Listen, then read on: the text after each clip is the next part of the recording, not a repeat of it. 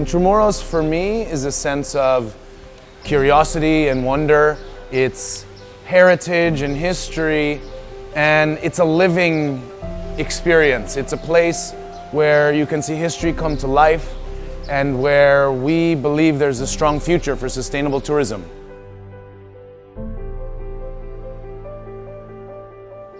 So bamboo is arguably one of the most sustainable building materials on the planet.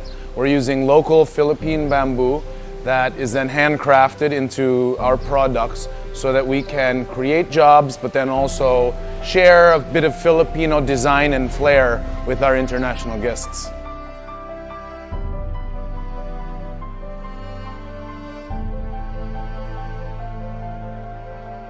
We've been manufacturing bamboo bicycles. It is as part of a sustainable livelihood program. And here in Intramuros, we've been doing guided bamboo bike tours for now it's been about 5 years. And they get to ride the bamboo bikes around these historic walls. You can explore the nooks and crannies, the different chambers and gates and parks and buildings and museums and churches and everything. The different streets here all have something exploration worthy. Bambike helps you discover Intramuros like nothing else. So my name is Brian Benitez McClelland. I'm the founder of Bambike, and we're operating Bambike Eco Tours here in Intramuros. Bambike gets to help the guests experience Intramuros from a different perspective, sharing Philippine culture, our history, and the architecture and the stories of what really were the foundational years of Philippines here in Intramuros.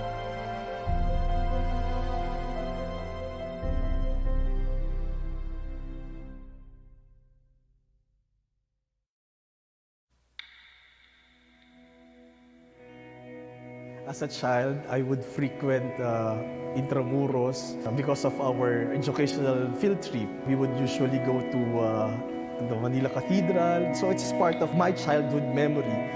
Little did I know that after many years, I would be a resident of Intramuros.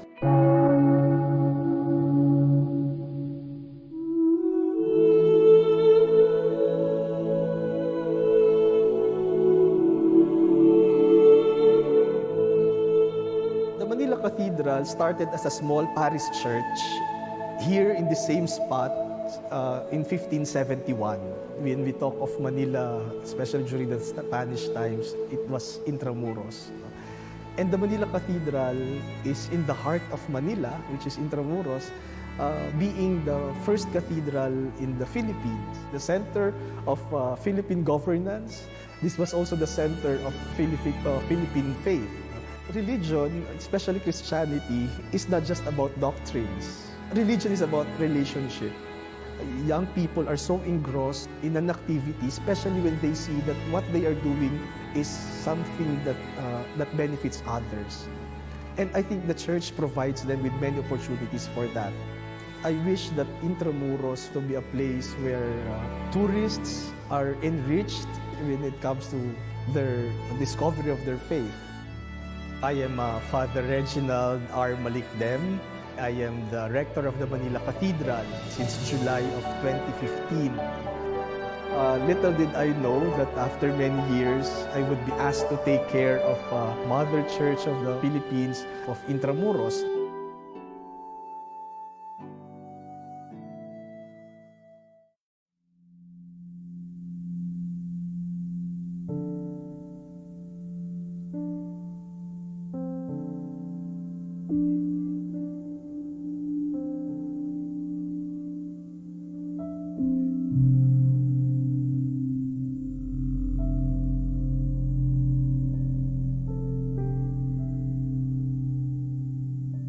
Early during the Marcos administration, Mrs. Marcos had been interested in the restoration of Intramuros. She led the restoration of some of the gates of Intramuros. Mrs. Marcos got the engineering divisions of the different services of the military. There were lots of objections. I'd call the attention of President Marcos. So he asked me to draft a charter for Intramuros, which is what I did, and that is the Intramuros Administration Charter.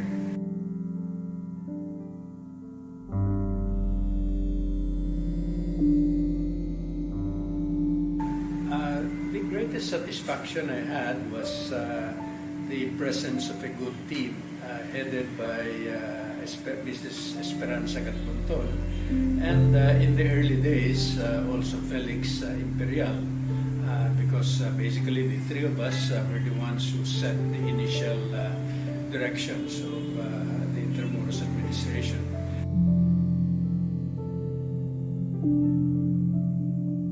It's important because it's part of our history, part of our heritage, one of the few physical evidences remaining of the Spanish period of Philippine history.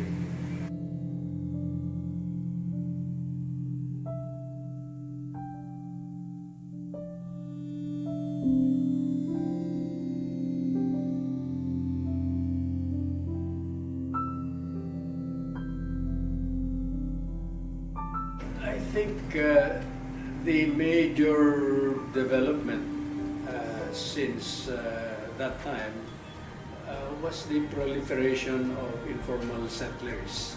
And it seems to me that the proper and humanitarian relocation of those informal settlers is critical to the future progress of Intramuros. I'm Jaime Laya, and I think the directions of the development of Intramuros embodied in the administration charter continue to be relevant.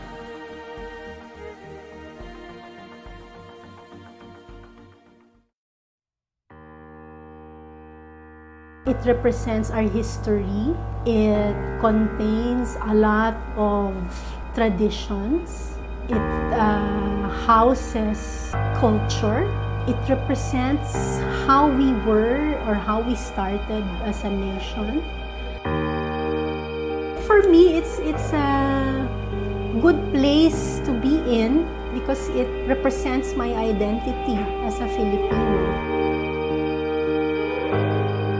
It not only represents my profession or my advocacy, but it also represents the place where our trainees and graduates can further develop themselves.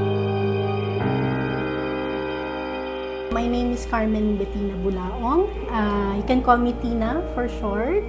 I'm the Executive Director of Escuela Taller de Filipinas Foundation Incorporated, and I'm also a conservation architect. So, Escuela Taller is actually a foundation. It's a private non-profit foundation which runs a technical vocational school or a training center where we build the capacities, especially of the out-of-school youth. Well, it's really a training program that where we train the out-of-school youth in 6 skills. For example, a person can become a craftsman in masonry or carpentry. We also offer courses in painting, plumbing, electrical, and metalworks. I think that the impact that we've had is we've helped already a lot of people to sort of win back their lives, you know, in a way that they're now more economically stable, they're able to support their families, etc. And the good thing is we now have the important participation of the youth in conserving our heritage. What I aspire for Intramuros is that it becomes an example, of how we can properly conserve our heritage. not just the physical structures, not just the sites, but the intangibles, the culture, the traditions, which are very much connected, no, to the structures and the sites, because we consider these structures and sites as containers of that culture. My hopes is that with our continuing partnership with IA, with Intramuros Administration, we will both be able to support each other in achieving that goal.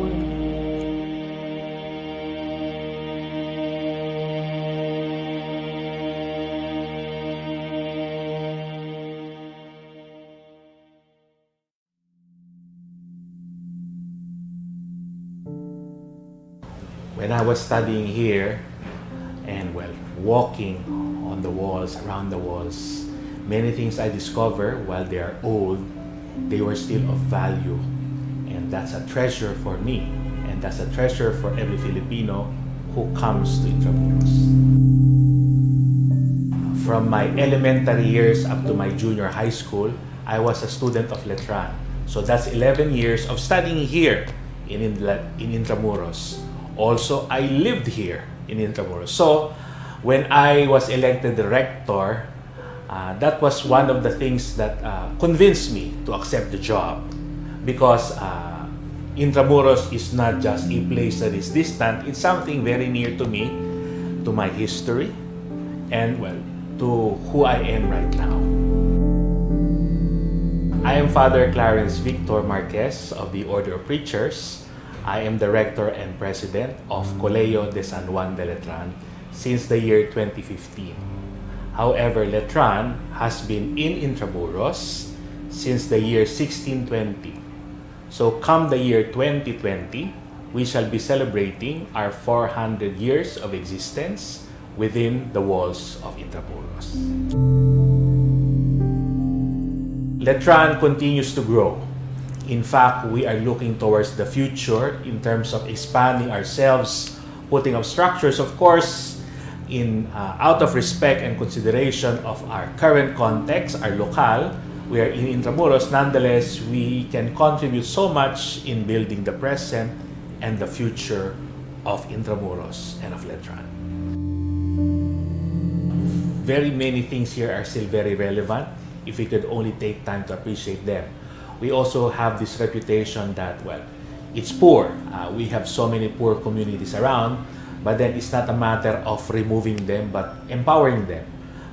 This, after all, continues to be a living community. It's about people. Intramuros, they are not just walls.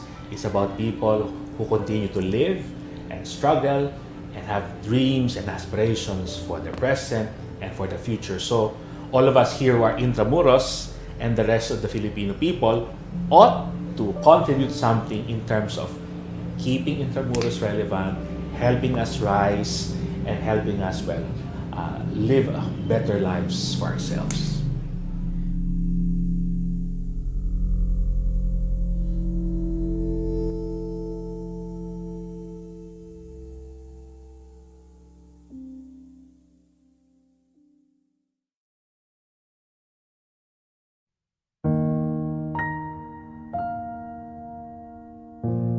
We start here in Fort Santiago, where we trace the prehistoric Philippines in the Kingdom of Ra Sulaiman.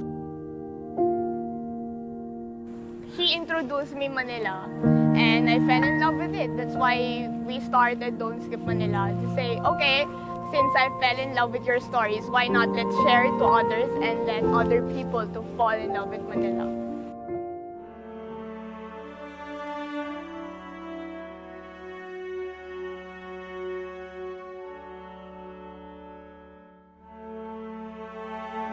Don't Skip Manila is a tour group that conducts several tours in Manila, especially here in Intramuros. We are the one who tells the story of this place and what's the importance of it. We wanted to somehow see Intramuros evolve into not just the old Manila, rather the Manila what is. and the Manila of the present. I'm Andre, and this is Anne, and we're from Don't Skip Manila. Intramuros is a good backdrop of being in a place where the destination speaks itself.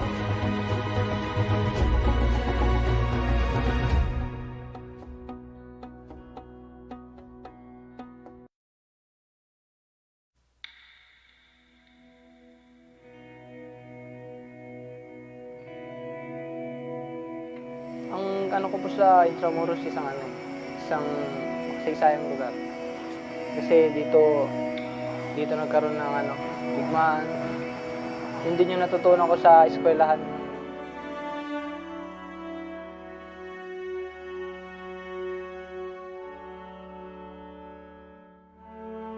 Sa akin sir, ang laki po ng naitulong ng eskwela talyer kasi nung una po na hindi pa ako nakapasok dito, high school graduate lang ako, nahirapan ako maghanap ng trabaho. So nung nakita ko na mag-opening sila na kailangan nila ng trainees, so pumasok ako yun. Tapos pagka-graduate ko, binigyan nila ako ng opportunity na magtrabaho sa mga heritage site.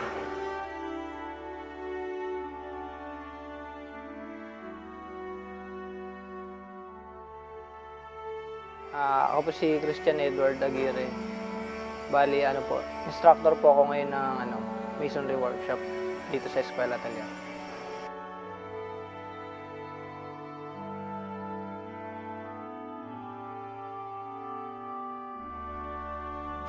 Ang laki ng tulong, unang-una doon sa paninirahan. Mayroon kaming matitirahan sa loob. Dito ako nakatira.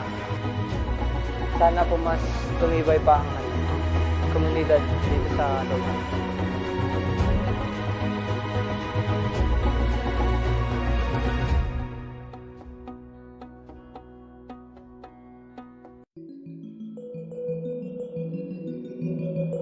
For me, Intramuros is our past, present, and our future. And because of that, it is very important in our lives. We must be involved and engaged in Intramuros, and we, as citizens, must do everything to keep it alive, to keep it vibrant, because it is the archive of our history. It is the archive of who we are as a people. Well, I'm Olivia Limpeao. I'm the President and CEO of Distillery Limtuaco and the 5th generation master blender and distiller of the oldest distillery in the Philippines. So our company was established in 1852, and our founder is Don Bonifacio Limtuaco, who came from China, Fujian, China, and he introduced to the Philippines this product called Shok Hok Tong, which eventually became the generic term for Chinese medicinal wine, Shok Tong. And so we are very much part of the history of the Philippines through our liquor making, with 167 years of history and legacy that we have shared with this country. Well, Intramuros is very important because this was really the seat of governmental power and trade, culture, religion, and we're very proud to be part of Intramuros now through our museum.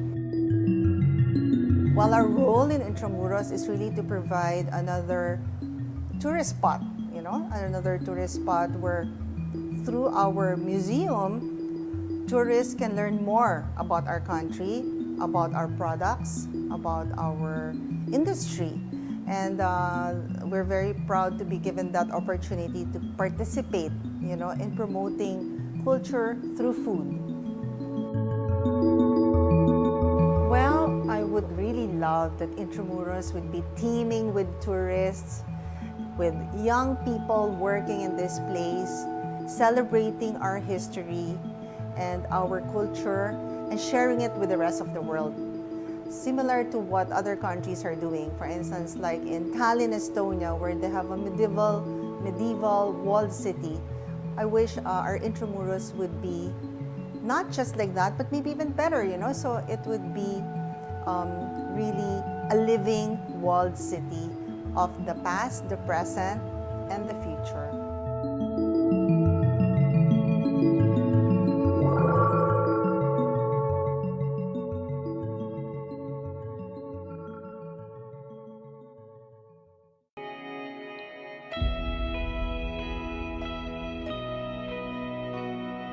Well, Intramuros for me is many things because my father used to work in the port area, in Bonifacio Drive in port area. So even as a small boy, I really knew Intramuros already back in the 50s.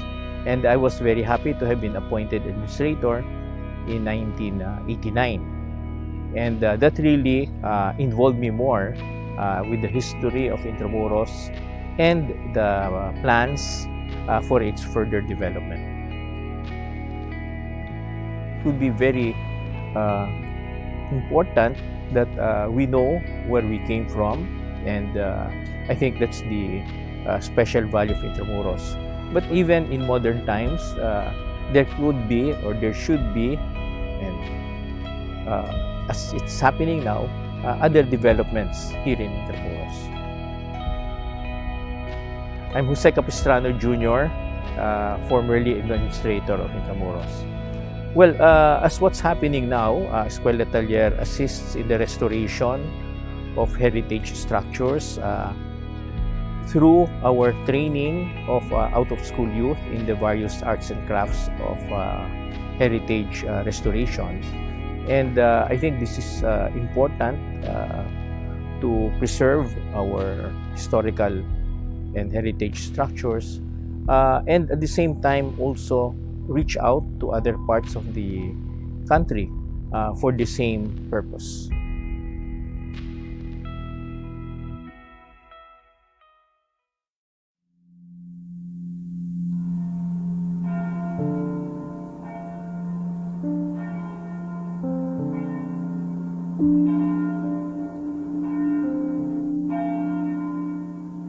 Intramuros was the biggest European city in Asia. It defines our culture. The problem is most of our officials do not appreciate it.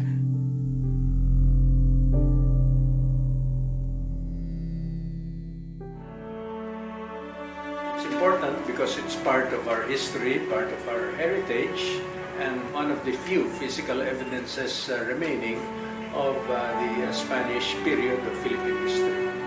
There are many good stories about Filipinos, people who headed the construction of the walls.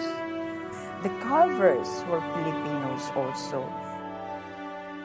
It was a very exciting time. That's what I remember most, having a restoration force as big as Intramuros was at that time. Well, didn't exist anywhere in the country. When we came into Intramuros to work, what are we restoring? We do not know. How did it look, except for the ruined walls? That's why we have to dig pictures and pictures and pictures just to be able to provide a background. And in the early days, it was really a dead town. Even when Casa Manila was finished, we would make whatever pakulo just to bring in people. The greatest satisfaction I had was the presence of a good team because basically the three of us were the ones who set the initial directions of the Intramuros Administration.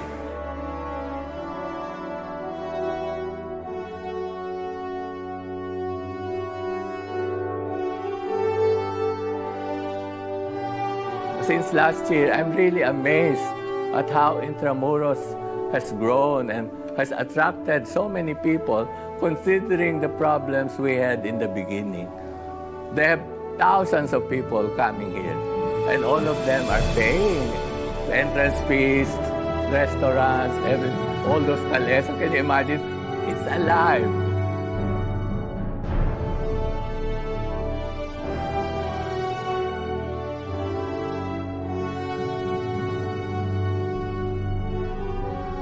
You have many people saying that Intramuros should not be preserved because it is a colonial memory and that should be erased. I don't think so.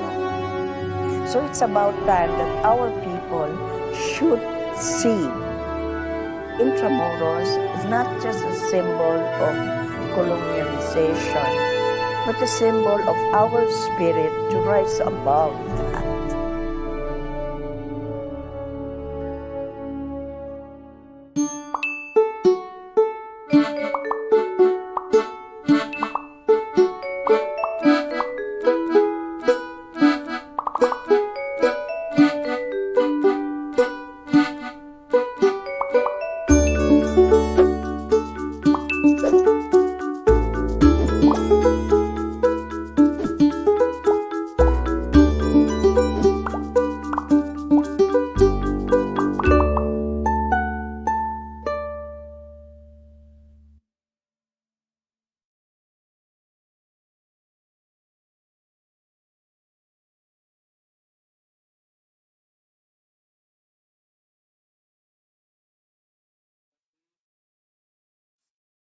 Maraming salamat po. So, kung gusto po ninyong bumati, pwede rin po kayo mag-chat sa chat button.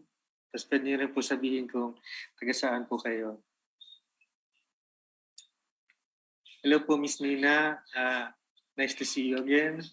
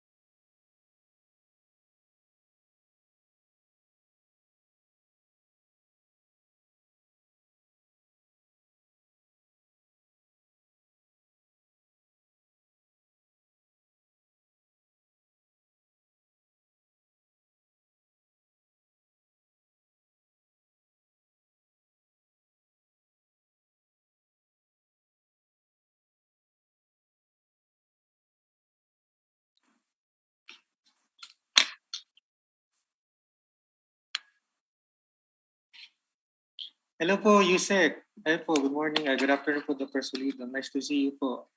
So thank you po for accepting our invitation po dito sa aming Intramuros Learning Sessions.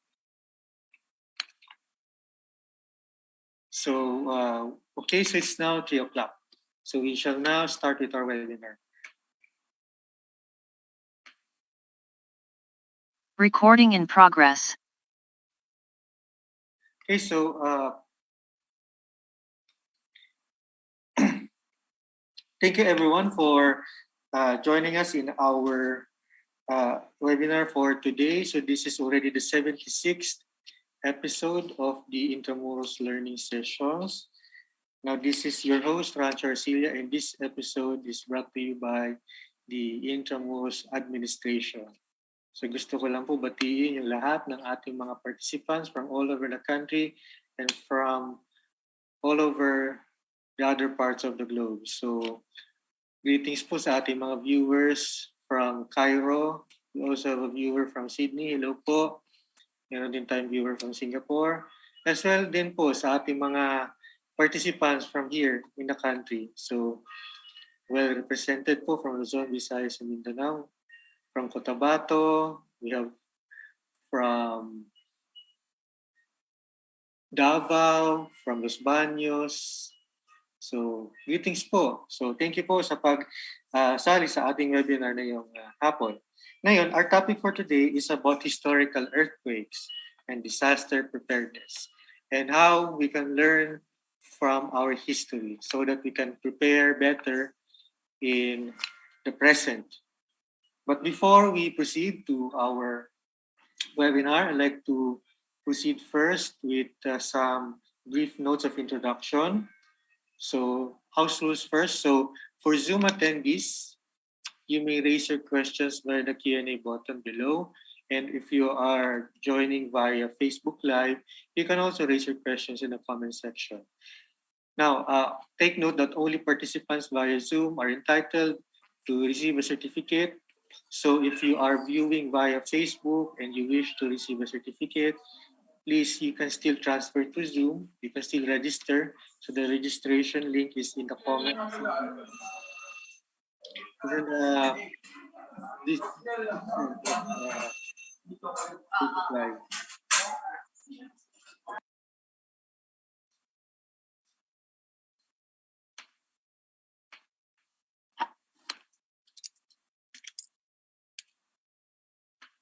So only those who have successfully registered and viewed on Zoom will be eligible to get a certificate. A feedback form will be emailed to you after the session and certificate will be sent within a week. Note that this webinar is recorded and the recording should be made permanently available in IA social media channel.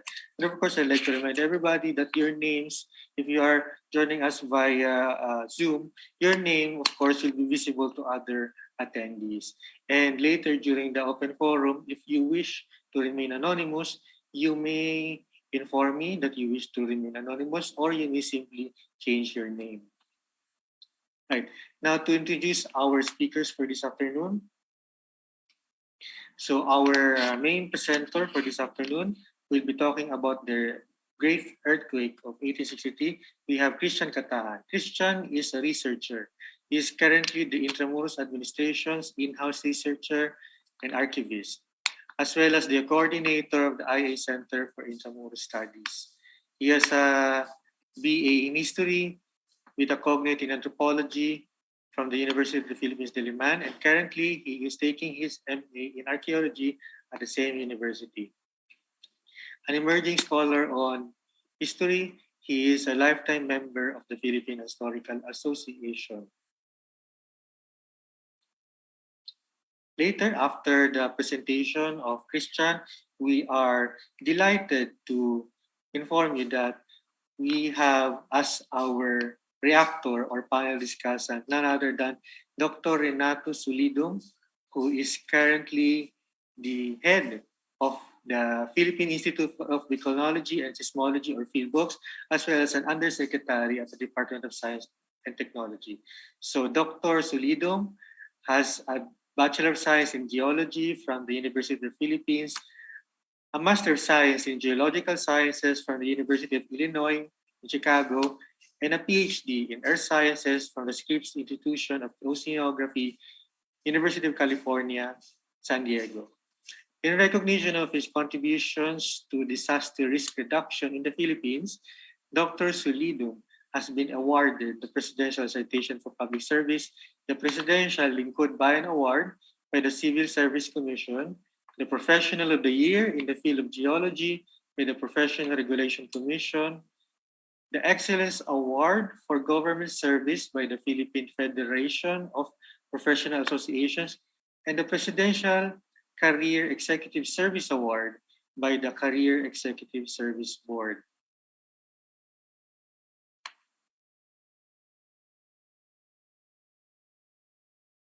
Okay, so without further ado, we shall now start with Christian's presentation. Christian, are you ready?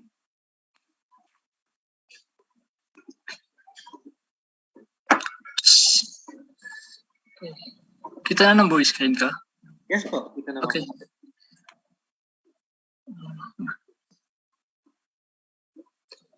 So, good afternoon, everyone. I will be presenting today about the earthquake that happened on June 3, 1863, with an epicenter in Manila.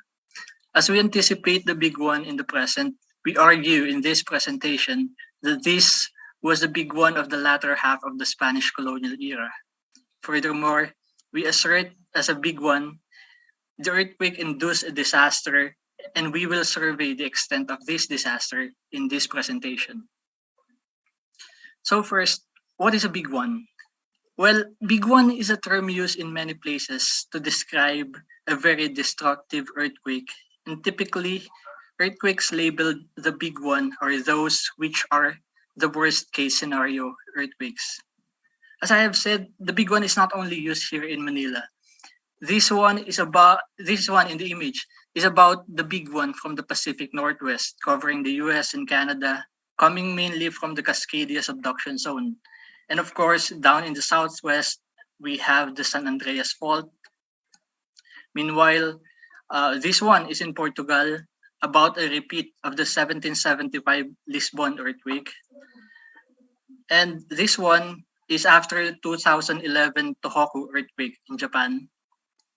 And this one is the one we are most familiar with, the predicted earthquake in Metro Manila and nearby areas coming from the West Valley Fault. So let's now proceed to the actual event we are interested in. The earthquake happened at about 7:20 in the evening of June 3, 1863. It was the eve of the feast of the Corpus Christi. You may be asking why I am going into discussion of the feast itself. But when talking about historical events, one of the most important questions is when. Not for the sake of memorizing dates as if these numbers are floating in nothingness. And just a footnote, I hope that is no longer the way how we teach history nowadays, memorization. Okay, so this is for the sake of being able to imagine the time when the event was taking place. Essentially historical imagination, not just whatever goes imagination, okay? Historical imagination of the temporal context of the event. And for this event, June 3, 1863 is a major feast. It was the eve of the feast of the Corpus Christi, which belongs to the highest class of feast in the Roman calendar. We call it now a solemnity, but back then it was a duplex primiclasses feast, and it belongs to this class, which includes the grand feasts, Nativitas Domini, Christmas, and Pascha Resurrectionis, Easter.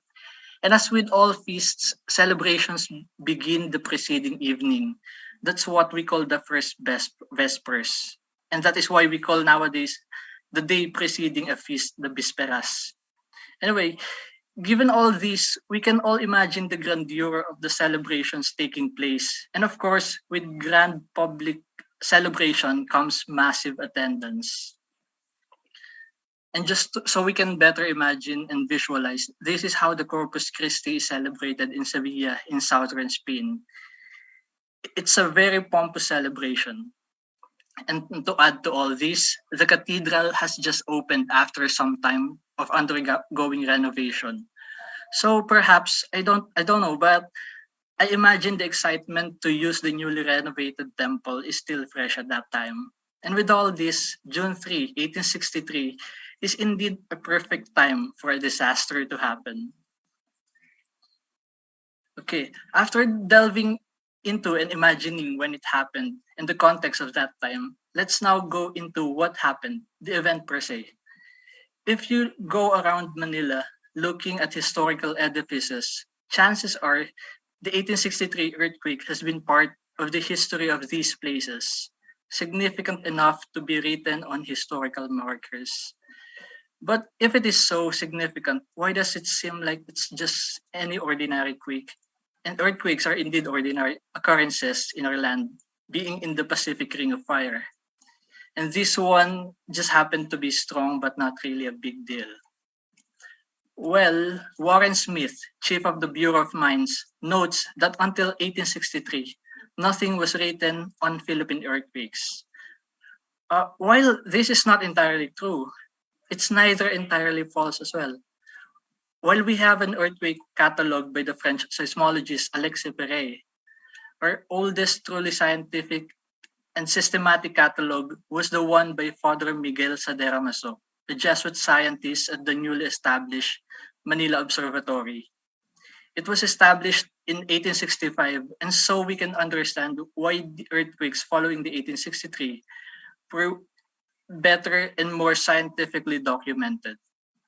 The Manila Observatory even had its first seismic instrument installed 15 years before Spain itself had its own. And after the 1880 earthquake, another strong earthquake that may contend for the title Big One, the observatory, under the leadership of Father Faura, gained international fame when he presented in Japan and Europe the recorded seismometric curves of the said event. So this is the entry for the 1863 earthquake in the earlier mentioned Sadera Masus catalog. Take note that that he compared the 1863 event to the one that happened in 1645. The 1863 event is the event number 59 recorded in this catalog, and 1645 is entry number 12. 46 recorded events are in between these two, and 218 years are separating them. So it is safe to assume that nobody living at that time has ever witnessed an earthquake as devastating as this one. Okay, so I'll just go over the physical damages very quickly because this is the very typical account of every disaster, and this type of narrative is what I am trying to avoid in this presentation. First, a lot of accounts talk about mud and sand and liquids emerging to the surface, and sometimes even including noxious gases. And this may be a case of seismic dewatering resulting from liquefaction. The latest tsunami to hit Manila is perhaps this one that resulted from the earthquake in 1863. British sailors reported high waves in the Manila Bay, and on the following morning, the office of the harbor master is in around 4 feet of flood water. And of course, the damages to lives and properties. And if you think that the cathedral seems largely okay in this photo, its entire roof caved in, its massive masonry dome fell inside. One account says that on the first ground movement, the entire length of the roof opened and then closed again. And on the next movement, the whole thing went down.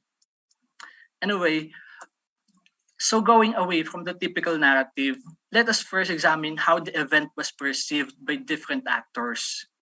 These are important micro-narratives that are getting disregarded once we reduce a story of an event to mere numbers. As Robert Stallings puts it, and I quote, "The reality of complex events like natural disasters exist in the images that people have of these events," end quote. We cannot simply dismiss the experiential narratives of people. Instead, creating a bridge between lay folks and experts, this will just widen the gap and eventually result in lay people being conspiracy theories and whatnot instead. I have grouped 3 observations into the category act of God, which is a very typical view of disasters. Oliver Smith points out that religion or beliefs are inseparable with human perception of disasters. And then one interesting take, however, is this one, adventure. So let's go over each one of these. God's reminder, or us. For Father Fonseca, the fateful evening was symbolic. God humbled the city where all things stood for nothing but lavishness. He challenged the city's arrogance and reminded it of the temporality of human life and creations, and that grandeur is not without end. The destruction of the cathedral was very symbolic for Father Fonseca. He said that it was like stripping a man of his safe place, where he takes refuge during the most difficult times. Manila has nowhere to go. And so, devoid of its former grandeur, Sor Catalina uttered, "Manila ha dejado de ser Manila. Manila ceased to be Manila." Fonseca further described the earthquake as, quote, "ghost of that night," which he admits continues to haunt him even at the book's time of writing in 1880. "Blessed are those who did not witness the ghost of that night," he said. For Dean Manuel Peralta, the Dean of the Cabildo, one can truly say that this is the triumph of death. There is nothing but fear, anguish, and confusion. Another interesting take is this. For the Spanish friars, God saved them. Quoted here is Father Tresera, the prior provincial of the Dominicans. At that time, the secularization controversy was a hot topic. And one of those who died in the cathedral is the leader of the Filipino secular priests, Father Pedro Pelaez. In an anonymous letter sent to the Archbishop Gregorio Meliton Martinez, who supports the cause of secularization, the letter says, and I quote, "Who died in the cathedral, the friends of your excellency, the friends of discord, fomenters of rivalries, scandalous and prejudicial to religion, the enemies of Spain, end quote. But just a caveat, in order not to foment bias, Tresera's own brethren in the Dominican order refute spreading malicious statements against those who died. And let us not think that this is an isolated view. Francisco Gainza is the Bishop of Nueva Segovia, and thus he wields influence. And maybe, just maybe, this claim is true that the statements are just out of confusion, because if we think of it, Tresera and Pelaez are close to each other. Lastly, this is from Don Eugenio Benitez, who was at that time in his younger days. He eventually became a delegate at the Malolos Congress 3 decades down the line. I think this still happens nowadays to kids, and it's just refreshing to see a light account like this in a sea of terrible accounts when doing research about disasters. Of course, I'm not saying that kids experiencing disasters is a good thing. No, it's just this blissful outlook and childly innocence. And I think this very relatable yet light, especially if we look back when we were still kids. But of course, hopefully we take things seriously as we grow up. I hope we don't think of disasters as adventures anymore when we are mature individuals. I'm having in my mind the flood of selfies and whatnot during earthquake drills. We won't do that during actual earthquake. Or maybe we would. I don't know. Well, hopefully we don't. So after the event, all things don't go back to normal, or at least not immediately. In the aftermath of the earthquake, let's look into the response from both local and from Madrid, its effects on the natural and built environment, and the vulnerabilities created by this earthquake. The local response from civil, military, and ecclesiastical authorities was prompt. However, it was not enough compared to the enormity of the task at hand. Rafael de Chague Birmingham sought the extraordinary faculties incumbent to him as the Governor General. Essentially, this is seeking emergency powers, and his request was grounded on 3 things: preservation of public order and public health, rehabilitation of the city, and disaster relief. The Ayuntamiento also convened to craft policies in support of the sustenance of trade and the reparation of public buildings. They declared the reparation of Divisoria and Quinta markets as urgent, and they criminalized illicit price hikes in construction materials. They also called in polistas from different provinces to augment manpower. The Plaza Mayor, or currently Plaza Roma, was used as an evacuation field, and government centers held provisional offices outside the walls. Lastly, the Archbishop granted dispensation for doing work on rest days and for not attending church services. While this may not seem significant, this is comparable to suspending a constitutional provision, as these duties are outright from the Ten Commandments itself. And the response from Madrid. Echague's request for extraordinary faculties need the approval of Madrid. And according to Del Canto, in the process of granting this, Madrid's attention was focused on the Philippines. The first measure was to suppress customs duties for construction materials. The Spanish nobility also donated from their own funds. In addition, the Queen opened an extraordinary credit amounting to 2 million pesos. This was 1863, so that's a huge amount of money.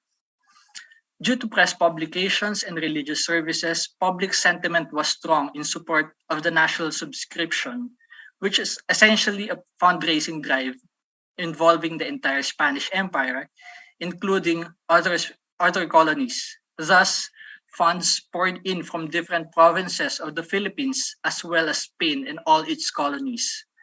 Hence, Del Canto was led to claim that Spain rushed like a deeply loving mother to aid her favorite children, which in this case is the Philippines.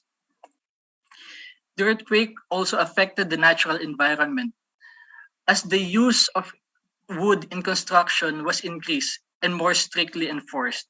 The demand for timber increased, and so did the price, causing the government to release a strongly worded price control policy against these quote-unquote heartless and merciless merchants. The disaster fueled the commercialization of timber, and with it came the reverence towards the forests, which we used to believe as dwelling place of anitos and other deities.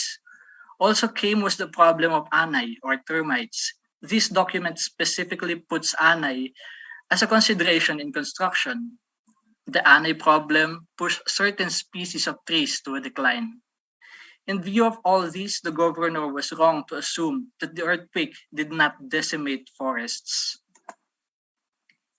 In the built environment, a special focus is on Intramuros, the walled city and the colonial capital, the seat of both religious and secular power. 3 years after the earthquake, the Duc d'Alençon made this observation. On 3 sides of the most beautiful square in Manila once stood the cathedral, grandiose like those of Europe, the palace of the captains general and the town hall. Today, they are 3 mounds of ruins invaded by shrubs. Here and there, traveling around Manila 3 years after the event, I am amazed to find that no effort has been made to rebuild the ruins or even to move the debris. No money, I am told with a shrug. The Governor General returned to Intramuros in 1865 but ultimately decided to stay in the Malacanang. And thus, once and for all, the secular power, the representative of the Spanish crown, and one of Intramuros' 2 most important residents, has left the walled city. With that decision, the reconstruction of the Palacio Real came to a complete halt.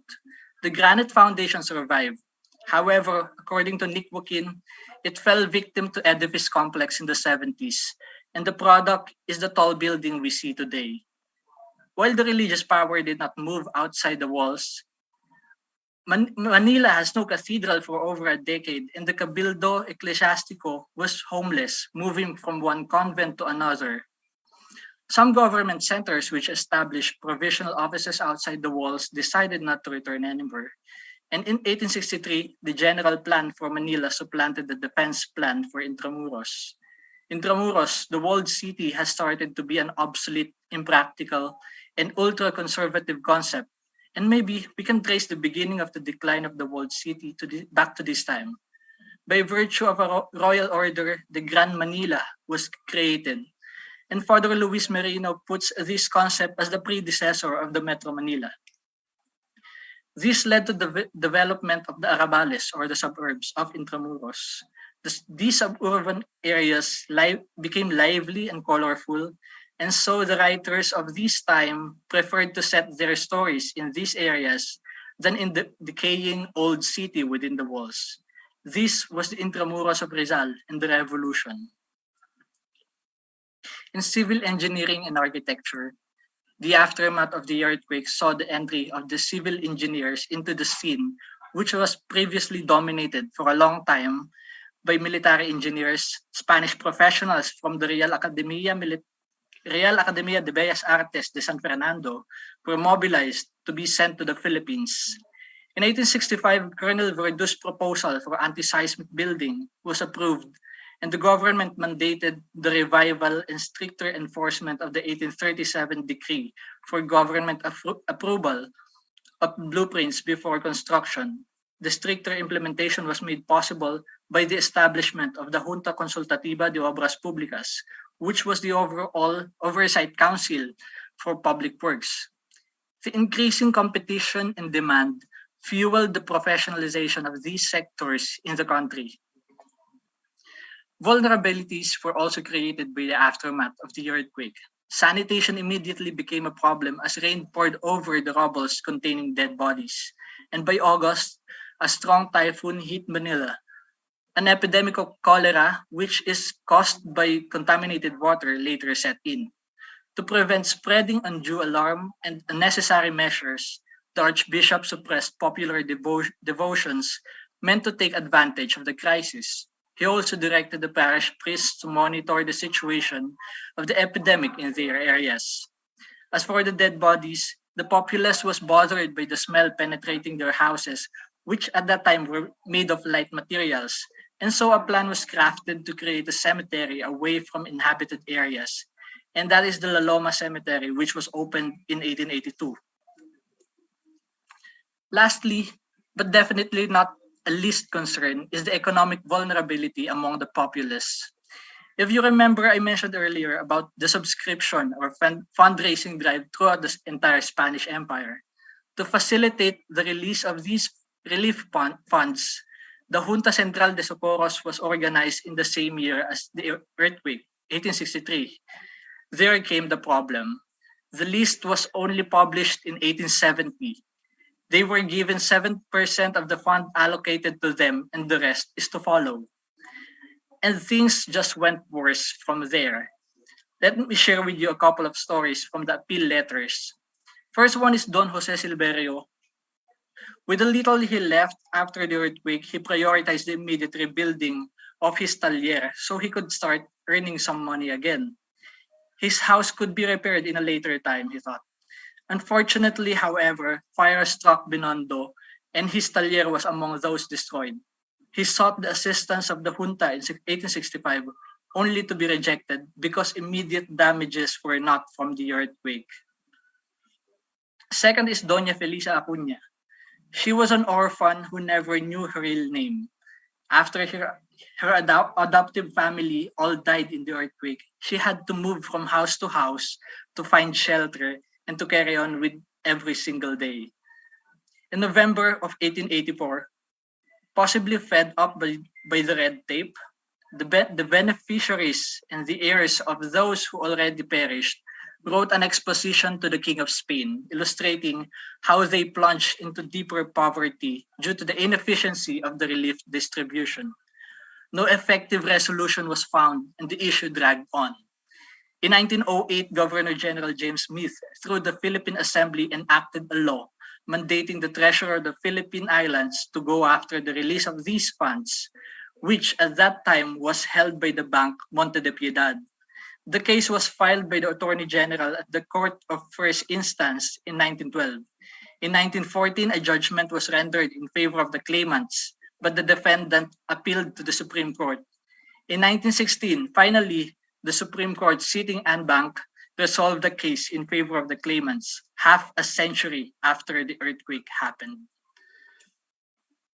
So to go back to the idea of the big one, is the 1863 earthquake a big one?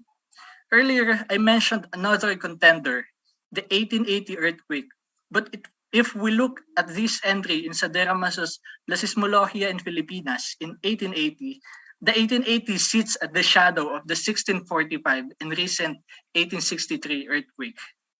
For Susana Ramirez Martin, looking at the extent of damages and the difficulty in recovering, I quote, "History points to the 1863 earthquake as the most catastrophic," end quote. So to sum it up, a disaster is not a single bounded event. The earthquake of 1863 is not the disaster. The disaster just began with the earthquake of June 3, 1863.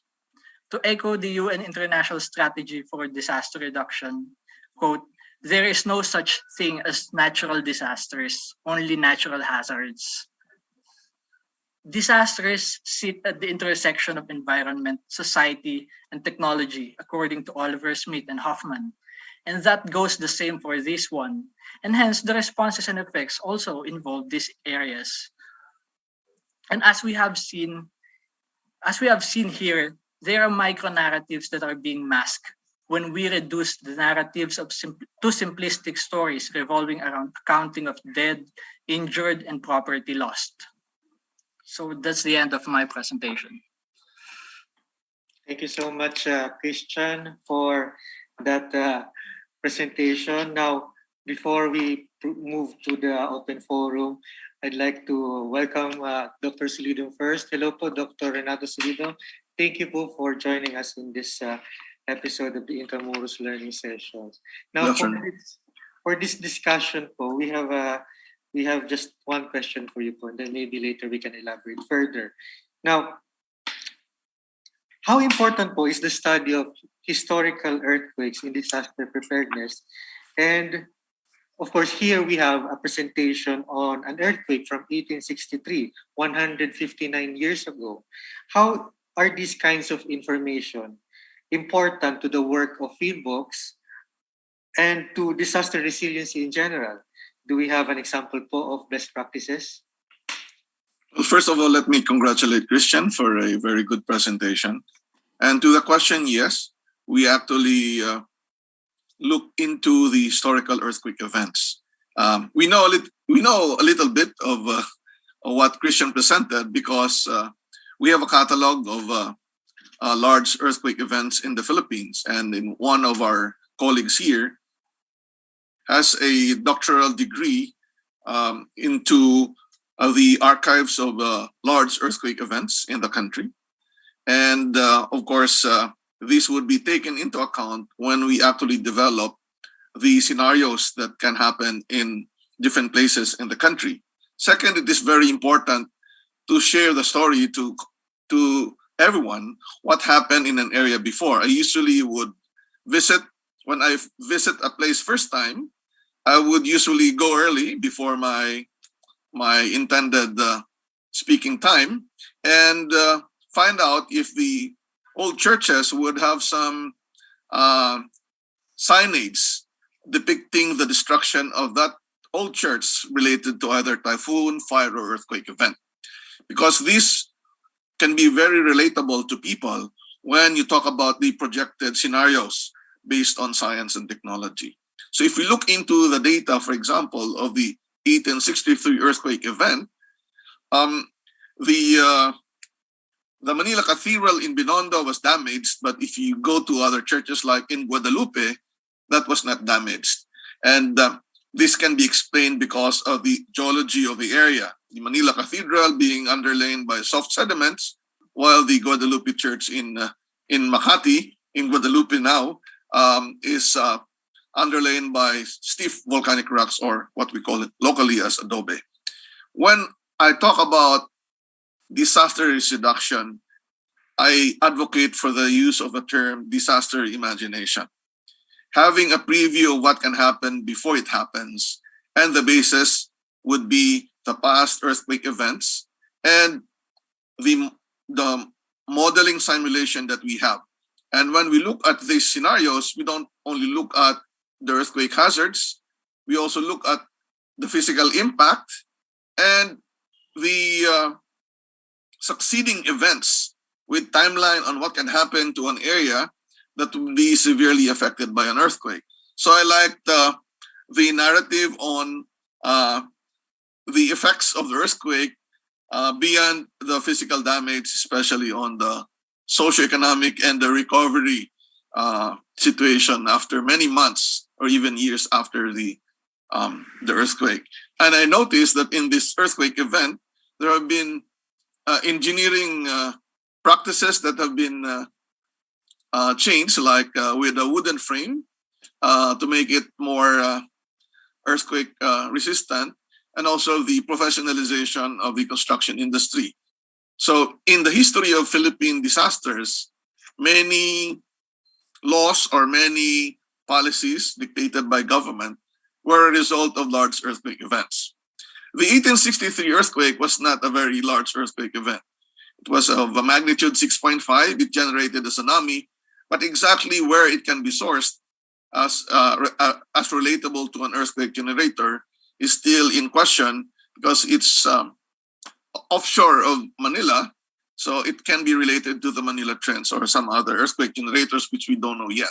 Most likely it can be related to the Manila Trench. It's not related to the Valley Fault system, which can trigger the big one, more devastating than what was presented here. But if you look at the narratives and what we do, it's very similar. And I think maybe Christian can compare and contrast the narrative with what we're doing now, looking at simulation of effects based on the vulnerability of structures and people, and also the degree of earthquake hazards that can happen in Greater Metro Manila area. So this study would be very important. We do that kind of study, and we hope more studies can be done by Christian and other researchers in different parts of the country. Sir, you mentioned earlier about an inventory of earthquakes. Is this available for online for the public? Not online, but you can request it. It's not online yet, but it can be requested. We have like a catalog. Thank you, sir. Sir, you mentioned, sir, earlier about disaster imagination. That is a very interesting term, sir. Now, itong, sir, disaster imagination, what does this entail po, aside from historical Okay. data? The real problem when handling a disaster is that we can actually develop what-if scenarios depending on the hazard that can happen, be it earthquake, tropical cyclone, or volcanic eruption.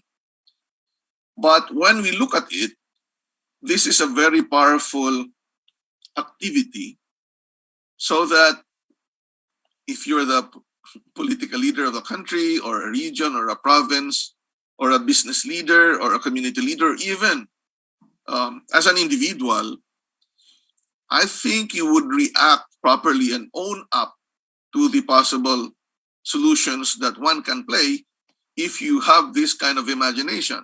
So, for example, if I say there will be a magnitude 7.2 earthquake from the West Valley Fault, which last moved more than 400 years ago, and we're nearing that lower limit, then you might have some idea that you need to prepare. But if you add more, that this kind of earthquake can generate an intensity 8 shaking. An intensity 8 shaking is where you cannot stand, and even many buildings will collapse. And this number of people, more than 30,000 people, will die. Around 40% of the buildings in Metro Manila can be affected, slight to heavy. The bridges across many rivers can be destroyed. There will be physical mobility isolation because of bridge collapse, fire, and liquefaction. And the services of our ports and airports will be interrupted. There will be no electricity, no cell phone signal. And so you can have those kind of impact analysis that you will share as a story so that everyone can have the same level of understanding of what can happen. So, for example, if the government has been very serious about this scenario, because we have developed that kind of imagination translated to their own evaluation. And this is cascaded to the provincial level, not only Metro Manila, but around and down to businesses and communities, down to families. So if you have that kind of information, and you can say that this has happened years ago, like in 1863, but in a smaller scale, then that can reinforce the positive understanding that we all need to be proactive in our preparedness and response. So we can actually have a preparedness to respond and preparedness to recover even before a disaster would have occurred. And that is what we're doing. We're anticipating that this thing can happen so we can prepare in advance. So, for example, in the country, we have designated which units of the armed forces, which local government, region or province will help a specific city within Metro Manila because of the development of the scenario or a science-based disaster imagination. It's like a preview or a trailer of a movie before the full movie is shown, and that can be done. Thank you, sir, for that. Now, to our audience, we're now going to the open forum, so short open forum lang. Now, if you have any question, feel free to use the Q&A button below the screen. Now, you can ask Christian or you can also ask Dr. Solidum if you have anything to say po. Feel free po. Now, Christian, you've been in IA. Actually, I understand you've been with IA for just, for this year lang, no? Since March, yeah? March, yeah. So, how are you finding your work so far as the agency's in-house researcher? I find it very interesting because a lot has been known about Intramuros, but there is still a lot to be known. And Intramuros has been at the center of heritage since the Spanish colonial era up to the present. So it has always been there. Although there is some hiatus after the war. Yeah. Yeah, so thank you for that. Now, I understand that this presentation is actually based on your undergraduate thesis, so congratulations on that. You have a very interesting topic. Now, can you tell us about your thesis? How were you able to come up with this topic? I mean, why did you even come up with this study in the first place? And then, is the conclusion in your thesis the same with sa present mo, or do you have other conclusions that you wish to share to our viewers? Well, I would say this is an improved version of that thesis. And the conclusion I had back then is just about how diverse the effects of an earthquake can be. But now I'm trying to approach it the intersectionality discourse of disaster, it being an intersection of society, technology, and the environment. It's not just one thing.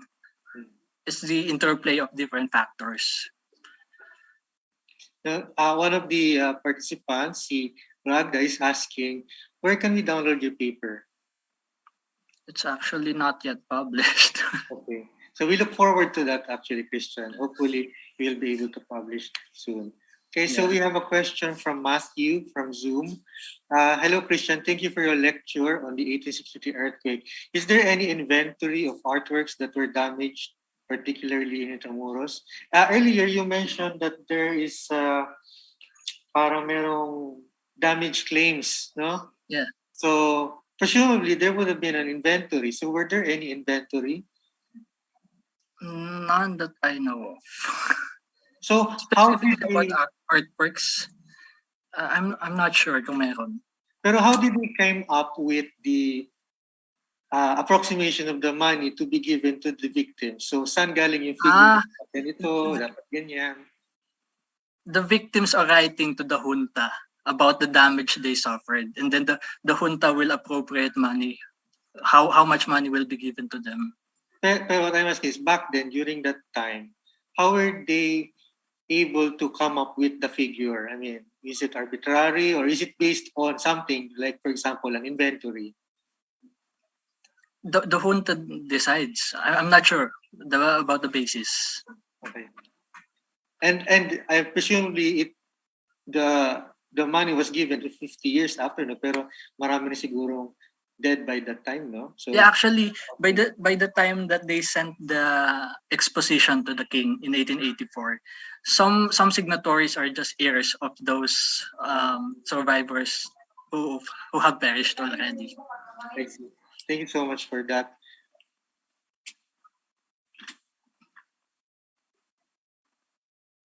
Are there any questions left?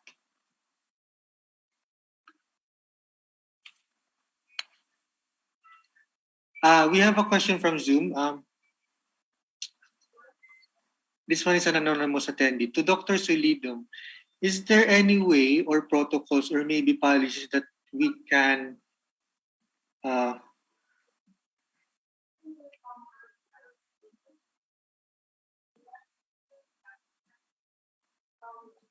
sorry, Oh yeah, I read this question. I can read it. So is there any policies or to prevent extreme damage to heritage structures? So, sir, let me add to the question na lang din. Do we have po any DRR law or any relevant issuance na also touches on heritage, specifically built heritage? I'm not sure if there is, but the National Commission on Culture and Arts might be better in looking at that because they're trying to preserve many of these heritage sites. Also, just to include on the issue of heritage, we also need to look into the intangible cultural heritage. For example, you look at the building, that's tangible. But if you look at the culture, the practice of people, for example, if there are cultural practices that are within certain groups of people and they all perish after a major disaster, that can be lost. So they have a project. NCCA had a project with UNESCO, and I was one of the lecturers to look into this. But definitely, heritage sites should be protected. I know that the Manila Cathedral, if you remember, stopped operation for like a year or so, and the reason was they had a church retrofitted, because I've been very I was in touch with many people, and the Manila Cathedral was the church that I was also always using for my presentation. It gets damaged every time there's a major earthquake event. So I think they retrofitted it. I'm not sure for San Agustin, but definitely historical sites, or even, of course, older buildings can be examined. And now there are more scientific information that can be done. We have developed studies all over the country and here in Metro Manila that we know the vibration of the ground, and we can also determine and put instruments to determine the vibration of the building. So the rule is that the vibration of the ground and the building should not be the same. Otherwise, the shaking will be amplified and it might collapse. So there are many studies that can guide engineers to either evaluate or construct an earthquake-resistant building.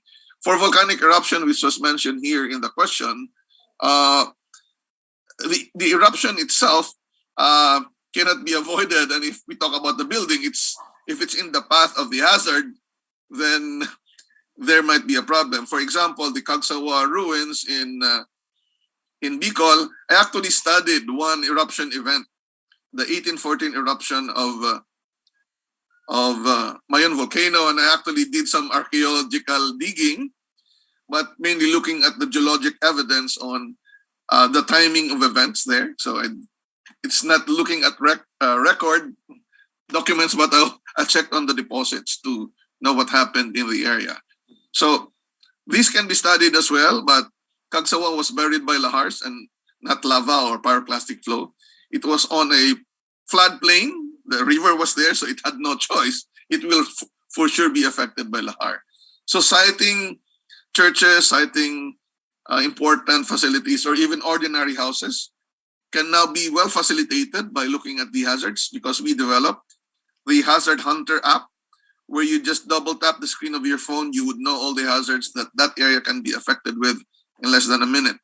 And we also have many other apps that can guide architects, engineers, and even the church or decision makers where to best site or what can be done to mitigate the impact of a hazard if you want to construct a building on a specific site. Thank you, sir. We have a question from Chloe. She's asking if there's any relationship between earthquakes and weather. Well, there are some people who would want to relate the trigger of an earthquake with the passage of a tropical cyclone. But that can be very hard to prove. What is important, though, is that when there is an earthquake event and a tropical cyclone or heavy rain occurring, responding to the earthquake will be very difficult, right? And climate change, although it does not trigger earthquake, can render areas to either be very wet for a prolonged period, or the slope of the hill or a mountain can be saturated with water. And so if there's even a small earthquake event, more landslides can happen. And that can be shown by what happened in Ginsaugon in St. Bernard in 2006, where 10 days of rain and a magnitude smaller than a magnitude 4 earthquake caused the mountain to collapse. So that is where we need to look into the relationship of weather and earthquake on the hazards that it can actually amplify or can trigger. Thank you, sir. Christian, did the 1863 earthquake have any effect, or did it spark any renaissance in scientific study? I mean, was there any desire after that earthquake to learn more about this earthquake? Was there any, did we produce any scientists after this, or any significant scientific work after this earthquake? Aside, of course, from the creation of the Observatory of Manila, which I think was actually established because of the weather, not really earthquakes, no? So was there any birth of scientific learning after this earthquake? Well, not necessarily birth of a scientific learning, but we can trace scientific what do you call this earthquake catalogs to that era. Kasi as Warren Smith said, na nothing is written about historical earthquakes in the Philippines until 1863, and that is partly true, because the truly systematic earthquake catalog was written in 1865 by Father Sadera Maso.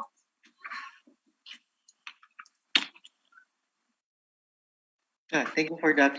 Now, another question is, did the earthquake, this one in 1863, did it have any effect in the emergence of nationalism in the late 19th century? Kasi baga, di ba, ito yung backdrop ng emergence of nationalistic thought in the late 19th century. So when Rizal or Bonifacio and the national heroes were alive, ito yung konteksto, di ba? Ito yung story, may kakatapos lang na earthquake. So, would it possible na it also has a connection, parang may hugot din? What do you think?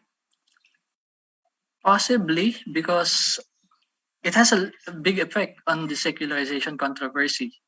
And the secularization controversy, in turn, has a big effect on the nationalist movement. But it's difficult to make the connection. Okay. No, I understand, of course. Now, of course, mag-wrap up na tayo sa ating open forum. So, last question for Dr. Solidum. What is your message to the youth who wish to pursue a career in disaster resiliency and management?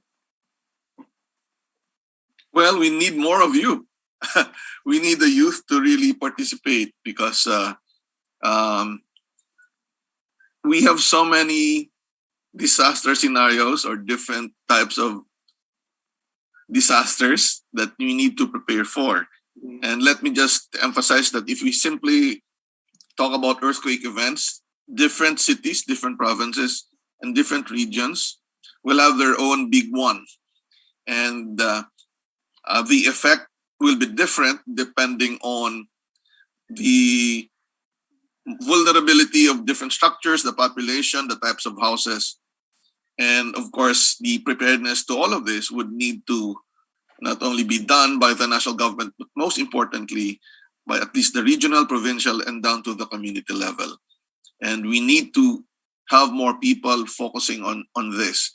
But it is a field that need to have involvement of many disciplines, not simply physical scientists, social scientists like Christian would be very helpful, and also communication would be very important so that people will have the proper disaster imagination that they need to have.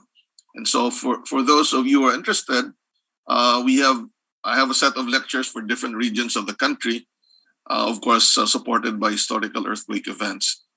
There's a question here about vulnerabilities of buildings. As long as the building is properly designed and constructed, whether it is tall or short, it can withstand an earthquake event. But earthquake science would tell us that if the earthquake source is near, even shorter buildings like even one-story buildings can be more prone than taller buildings, because depending on the ground and the nearness to the earthquake, the vibration of the ground will differ. So again, it all depends on the building. So different types of buildings, be rich or those informal, will have their own different set of vulnerabilities. And in fact, these should be assessed per building. No? So we need to do more.